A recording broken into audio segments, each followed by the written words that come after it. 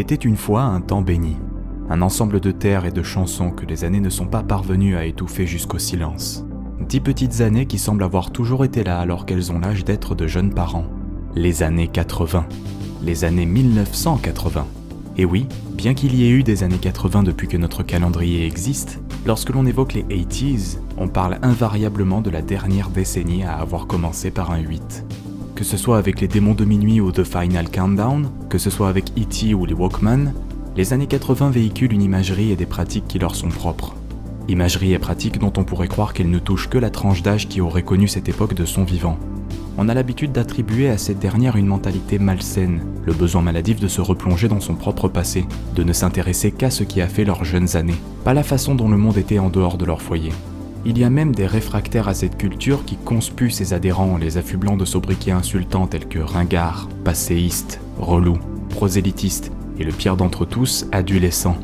Ont-ils seulement mérité tout ça ? Ou plutôt, ces insultes concernent-elles vraiment la démographie à laquelle on associe habituellement les années 80 ? Ceux d'entre vous qui ont l'âge de ne pas avoir traversé la dite décennie sont peut-être quand même familiers avec ce qu'elle a contenu ou ce que l'on pense qu'elle a inventé. YouTube, la plateforme vidéo où se sont multipliés par légion les uploads de vidéos des années 80, compte dans ses sections commentaires un public assez unique dans l'histoire de l'humanité. Des gens, généralement âgés de moins de 25 ans, qui prétendent avoir, et selon leur propre formulation, une nostalgie d'une époque qu'ils n'ont pas vécue, allant parfois jusqu'à avancer qu'ils ressentent un manque de ce temps béni et de ses chansons. C'est là que le cliché de l'adulte grisonnant affecté d'un syndrome de Peter Pan tombe assez vite. En fait, la génération post-90 est bien plus nombreuse à vanter les qualités fantasmagoriques des années qui ont précédé leur naissance. Nous écarterons rapidement le pourcentage heureusement faible de gens qui ne veulent vanter une époque antérieure à la leur que dans le but de pouvoir se targuer d'avoir de meilleurs goûts que ceux qui osent vivre avec leur temps. Cinéo ne parle qu'en bien de gens bien. Là, vous venez d'assister à une esquive in extremis du jeu de mots dire du bon des jambons. Mais bref, revenons sur le fait que la plupart des amateurs des années 80 sont sincères dans leur démarche. Il y a 2 facteurs qui entrent en compte dans leur appréciation de ce monde de néon et de chrome. Le premier est de toute évidence leur absence de vécu de ces néons et de ce chrome. Souvent, ces individus se font une idée idéalisée de ce qu'étaient ces années. Ils écoutent Je danse le Mia de I.Am, regardent une énième vidéo d'animation amateur ayant poussé le mauve et le bleu ciel jusqu'à l'overdose et omettent totalement qu'Indiana Jones est en réalité déjà un hommage rétro mais aux années 40, ou que l'incident de Tchernobyl a terrorisé l'Europe entière de façon plus durable que le Covid-19, et que la liberté des mœurs entamée dans les années 70 a été piétinée aux États-Unis par la révolution conservatiste. Facile d'imaginer le jardin d'Éden à partir de photos de ses plus belles fleurs. Le deuxième facteur est intimement lié au premier. C'est nouveau pour eux.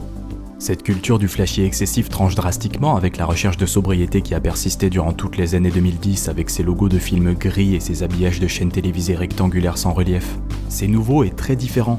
Ce n'est ni du rétro, ni une forme d'isolement sensoriel pour ceux qui l'ont connu récemment. Le premier facteur évoqué précédemment est d'ailleurs une caution non négligeable pour prouver le second. Les années 80 d'aujourd'hui ne sont pas les mêmes que les années 80 originales.